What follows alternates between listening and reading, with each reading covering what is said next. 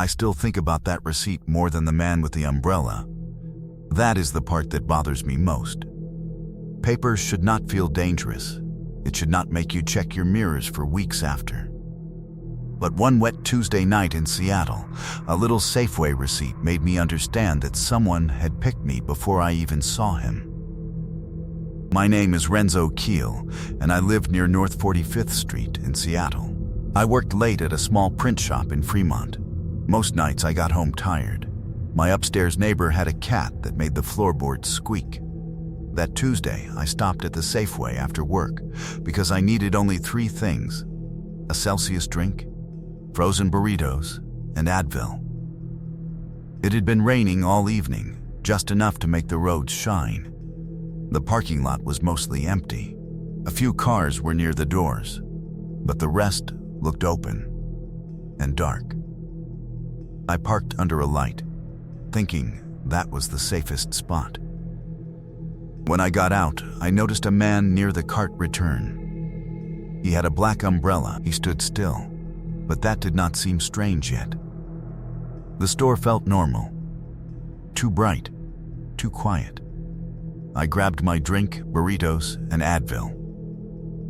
The machine froze, and a young employee named Una came over.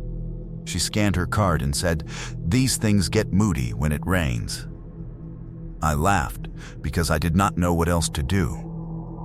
I put my receipt in my hoodie pocket and walked out. The lot looked different when I came back. Same lights, same wet pavement. But it felt emptier. A shopping cart rolled a few inches by itself, then stopped. My old green Honda Civic was where I left it. Then I saw a folded Safeway receipt tucked under my windshield wiper. I stopped a few steps away. At first, I thought it was an ad or maybe trash. Then, I saw it was a real receipt. No one was near my car. I pulled it out from under the wiper. The front had things I did not buy: bananas, gum, paper towels. I knew it was not mine because my receipt was still in my pocket. I turned it over. My license plate number was written on the back in blue pen. Under that, someone had written, "You left your wallet inside. Ask the man by the cart return." For a second, I did something stupid. I touched my back pocket to check for my wallet. It was there. Then I opened it. I looked toward the cart return. The man with the black umbrella was still there. He was facing my car. Not the store, not the road, my car. The umbrella hid most of his face, but his boots pointed at me. He did not wave. I almost walked over. That is the worst part to admit. A foolish part of me wanted everything to be normal. Maybe he had found something. Then I looked at the receipt again, at my plate number in blue ink, and backed away. I went back inside and took the receipt to the front desk. The woman there, Zavia, read it and looked through the glass doors. "Where is he?" she asked. "By the cart return." She picked up the phone right away. That scared me. No confused smile. "No, are you sure?" She called security like she already knew what this was. A guard named Lazaro came over. Xavier told him, "It's the same thing again." I said, "Again?" She looked at me, then away. "A customer reported something like this last week. Lazaro asked if I wanted him to walk me to my car." I nodded. Another employee, a tall kid named Miko, came too. When we got outside, the man was gone. The cart return was empty. The umbrella was gone too. Lazaro told me to stay near the doors, but I followed him anyway. Being alone by the entrance felt worse. He stopped at my driver's side door. "Don't touch anything," he said. There were muddy footprints beside my door, fresh ones, close to the window. They were not mine. I had walked toward the front of the car earlier. Then, Lazaro pointed to the rubber seal near the top of the driver window. There was a small cut in it, like someone had used a thin tool. I said, "What the shit?" but quiet. Miko whispered, "Bro, we should go back." Right then, a car started somewhere behind the building. A gray sedan rolled out from the service lane near the dumpsters. Its headlights were off at first. Then they clicked on, and it drove past the far exit. I could not see the driver. Lazaro called the police, and we went inside. The officers came about 15 minutes later. Officer Pelayo looked at the note and the cut rubber. He said it looked like a lure. One person gets the driver away, and another person tries to unlock the car. They checked my car, even the back seat and trunk. Nothing was missing. Nothing was inside. Then, Una helped pull the receipt record. The receipt from my windshield had printed 7 minutes after I entered the store. 7 minutes. So someone had watched me walk in, picked out my car, got that receipt, wrote my plate, and placed the note while I was still shopping. I drove home with the doors locked and no music on. My wet laundry smelled awful, but I just stood in the kitchen with a Safeway bag. The police never called with an arrest. I never saw the umbrella man again, but I still check under my wipers before I get into my car. Every single time.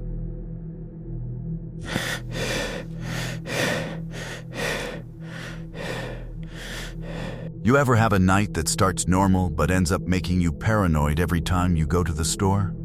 This happened to me in San Francisco. I stopped at the Safeway in the marina around 10:30 at night for some quick groceries. What I saw in the parking lot and what followed after still makes me nervous when I drive at night. Here's how it happened. I was living near Lombard Street in San Francisco at the time. My place was on a side street off it. That night I had worked late, and my kitchen was empty, except for some old stuff in the fridge.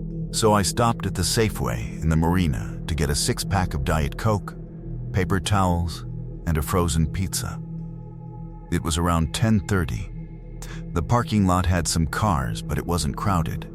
The lights on the poles made everything look kind of harsh.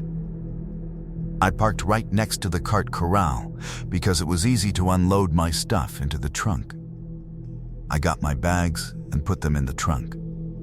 The Diet Coke cans made noise when I set them down. While I was doing that, I saw this woman across the lot. She had on a puffy jacket and was holding her phone to her ear like she was talking to someone. But every few seconds, she would look over at the back of my car. I thought she was just waiting for my spot to open up. I tried to hurry up with the bags. I pushed the cart into the corral. It clanged loud when it hit the others. Then I turned to go back to my car, and that's when I saw the sticker. It was stuck low on my bumper. Bright orange. It had a black dot in the middle and no words at all. I bent down and started peeling it off with my nail. This guy collecting carts came over. His name tag said Rafferty. "Hey man," he said kind of quiet. "You might want to hold off on driving home for a minute."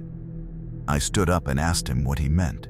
He told me that sometimes thieves put these stickers on cars in lots like this.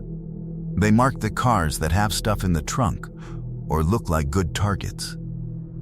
Then they follow the car when it leaves to see where it goes.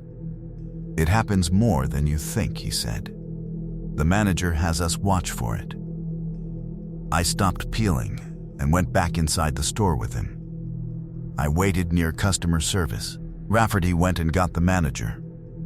Her name was Philomena. They pulled up the footage from the parking lot. The video showed my car there. It was less than 2 minutes after I walked into the store. This man in a black hoodie walked up and crouched down behind my car. He put the sticker on the bumper real quick, then stood up and walked over to the woman. She had put her phone away by then, and they stood close like they were talking. Then, they went different ways. Philomena said they would have security walk me out. A guard came after a few minutes. He walked out with me and stood there while I got in my car and started it. I locked the doors right away. I drove out of the lot and headed for the street. Right then, a gray sedan that was parked way over on the far side pulled out at the same time I did. I made a left turn at the first light. The gray sedan made the left turn too. I went a block and turned right. The sedan turned right too. I did it again on another street. It followed again. This went on for almost 10 blocks. Every turn I took, that gray sedan was there behind me. I tried changing speed, but it stayed with me. I said, "What the fuck is going on here?" to myself. I knew they had marked my car, and now they were following me to see where I lived. I didn't want to lead them to my place near Lombard Street. So I turned and headed for the police station instead. When I pulled into the station parking lot, the gray sedan kept going straight on the road. It didn't turn in after me. It just disappeared around the corner. I went inside and told the officer at the desk everything that had happened. He wrote it down and said it sounded like those marking scams. They couldn't do much because we didn't have a plate or clear faces. I waited there for a while. An officer said he could follow me home to make sure. I said yes. When I got back to my apartment, I parked and went up. I put the Diet Coke in the fridge and the paper towels away. The frozen pizza I left on the counter. I didn't feel like cooking it. The kitchen smelled a little, but I didn't care about that right then. I sat on the couch and kept getting up to look out the window at the street. It's been a few months since then. Nothing else has happened, but I still check my back bumper every time before I drive at night. I keep that orange sticker in my glove box. I don't know why I kept it, but I did. I wonder if those people do this to other cars in other lots, or if they picked mine for a reason. I'll never know for sure. It just makes me more careful now when I park anywhere after dark.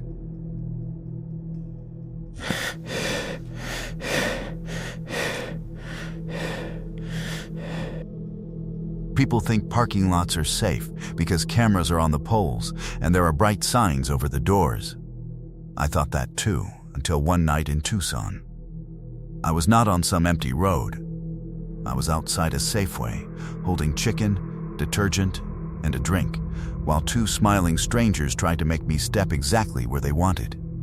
This was about 2 years ago, when I stayed with my cousin, Oleander Voss, near East Broadway Boulevard. I had just finished a late shift at a medical supply warehouse. Nothing scary, just shelves, boxes, and dusty cardboard. My coworker Zimri had spent half the night talking about his broken toaster, and I still remember that for no reason. I got off after 10:30 and stopped at Safeway for a Monster Energy, a rotisserie chicken, and cheap laundry detergent. Oleander had a tiny washer that shook the wall, but I needed clean socks. The lot had cars in it, but the back half was dark. One light pole was out. Another buzzed in a weak way. I parked close to the entrance, near the cart return. Inside, I grabbed the better of 2 chickens and the cheapest detergent, the kind that smells like fake rain. By the magazines, I noticed a man in a yellow reflective vest over a dark hoodie. He looked like he maybe worked there, but he was not pushing carts or carrying a scanner. He just stood with his hands in his pockets. The cashier, a tired guy named Brexley, said, "Big plans?" I said, "Laundry and chicken. Wild night." When I walked out, both hands were full.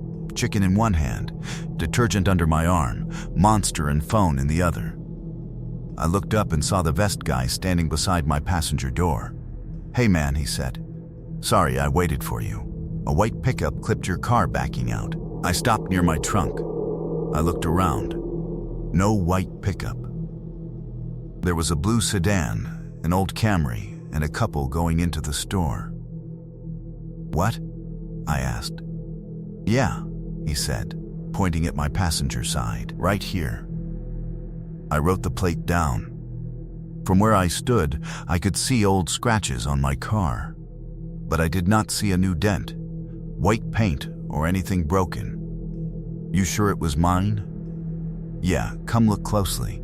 It is hard to see from there." I did not move. I had this stupid thought that my chicken was getting cold. I also thought maybe he really was helping, and I was being a jerk. "Just leave the plate number on the windshield," I said. "I waited 20 minutes to help you," he said. "You can at least come look." That was when his voice changed. It got flat, like he was tired of acting nice. I shifted the detergent so I could use my phone. I looked at the store doors. They were close, maybe 30 feet away. Then another man came from behind the cart return. He was taller, with a gray baseball cap low on his face. He walked slow, like this was normal. "I saw it too," he said. "White pickup. Hit it good." He stopped between me and the store entrance. That is the part I remember clearest. He did not block me in a movie way. He just stood in the wrong place, like he had meant to land there. The vest guy pointed again. "Come on, man, right there." I said, "No, I'm calling the police." I said it loud.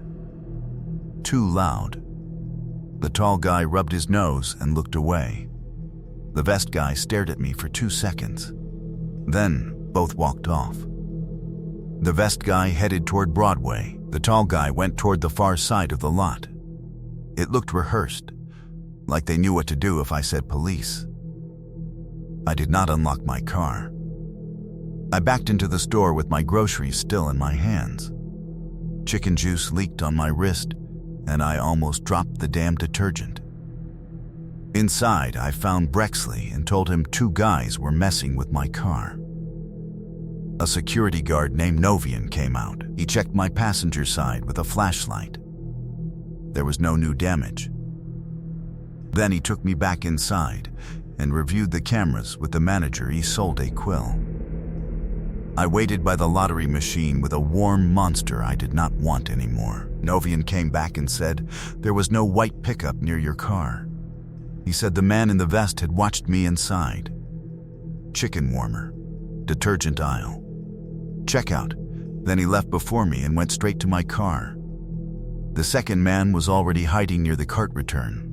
Isolde said, "They probably wanted you to bend down and look." Novian finished it. Then one gets close. Keys, phone, wallet, maybe worse. I kept thinking about it later.